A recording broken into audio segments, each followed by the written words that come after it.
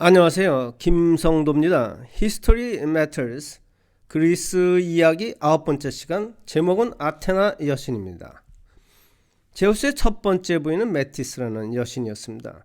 최고의 지성을 소유한 Goddess of Wisdom으로서 크로노스에게 먹일 구토약을 제공하여 뱃속에 들어있던 올림피안 형제들을 구출해내는 혁혁한 공로를 세웠을 뿐만 아니라 많은 전략적 조언도 하였습니다. 그러나 제우스는 내심 이 여자를 자신을 능가하여 체제에 도전할 수 있는 인물로 보게 되었고, 그런 연유로 제우스는 일단 그녀와 결혼을 하고 기회를 보아왔는데, 어느 날 제우스의 꾀임에 빠져들어 그녀는 물방울로 변신하였고, 제우스는 이때를 기다려 지체 없이 한 입에 삼켜버렸습니다. 제우스의 머리에서 성숙한, 그것도 갑옷을 입고 창과 방패를 들은 모습으로 태어난 여신이 바로 아테나입니다. 제우스는 어느 날 머리가 깨어지는 고통을 겪었는데, 이때 그의 아들이며 대장장이신인 에페스투스가 커다란 망치로 머리를 쪼개내자 그 속에서 딸이 튀어나왔다는 것입니다.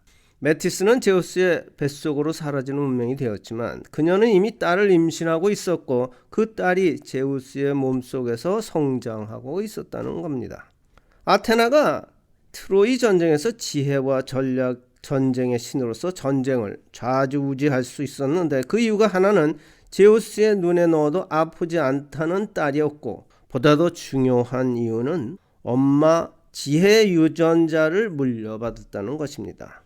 후일 로마 시대는 미네르바로 불리면서 한편으로는 지혜를 의미하는 부엉이, 다른 한편으로는 승리를 상징하는 나이키의 두 가지 마스코트를 관장하면서 최고의 여신으로 추앙받게 되는 데에는 이들 부모들의 절대적인 후광이 있었다고 봐야 되는 것일 겁니다.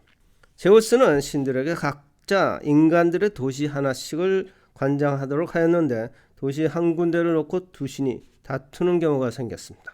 바다의 신 포세이돈은 맑은 호수를 제공하겠다 하였고, 아테나 여신은 올리브 나무를 선물하겠다 하면서 서로 경쟁하였는데, 결국 주민들은 농업을 상징하는 올리브 나무를 선택하였고, 칼라마타는 현재 올리브 산지로 유명한 곳이 되었습니다.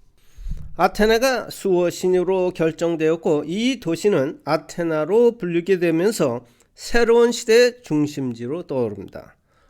아테나는 왕정 시대를 거쳐 공화정이 들어섰지만, 실제로 국가를 운영한 것은 아르콘이라는 수속 통치자들과 원로들로 구성된 아레오파고스라는 의회기구 양축에 의해서 운영되었습니다.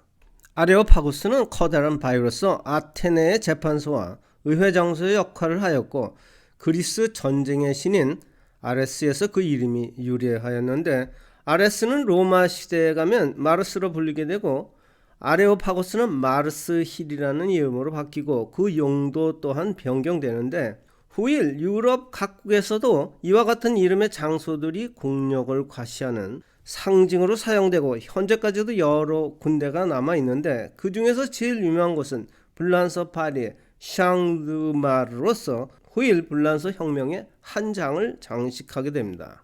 드라콘 로우는 그리스 최초의 성문 헌법이었는데, 모든 벌은 단 한 가지로 사형이었기 때문에 잉크 대신 피로 쓴 법전이라는 오명을 받았고, 오늘날에도 악법의 대명사로 사용되고 있습니다.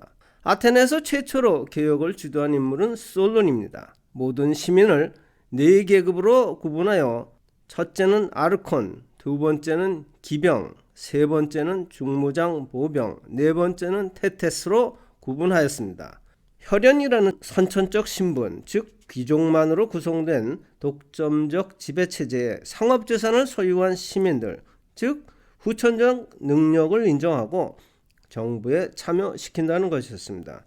그는 또한 아테네 시민에게 참정권을 부여하면서 민주주의의 문을 열었다는 후세의 칭송을 받습니다. 그러나 마키아벨리는 솔론이 오직 민주정체만을 고집했기 때문에 그의 정권은 오래가지 못하였고, 페이시스 스트라토스에게 정권을 빼앗겼다고 했는데, 그는 포퓰리즘으로 독재 체제를 유지하였지만 오히려 독재 시대의 황금 시대를 맞게 되었고, 이를 단순히 아이러니라고만 해야 될는지요.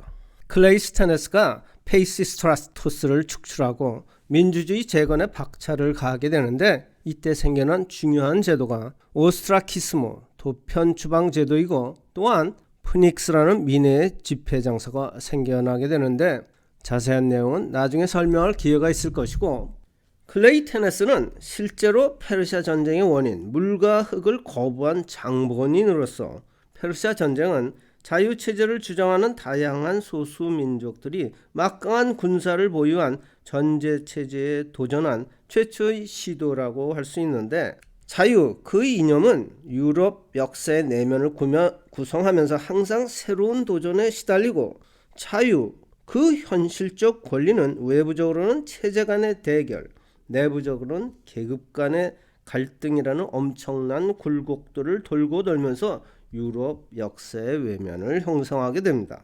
테르모필레와 아르테미시움의 패배의 연속으로 땅끝까지 도망가라는 델피 신탁을 따라 후퇴를 거듭하게 되는데, 다음 시간에는 마그나 그라에키아, 바다는 윤곽이 없는 곳, 무궁무한이라는 이미지는 오히려 도전심을 솟게 한다라고 합니다.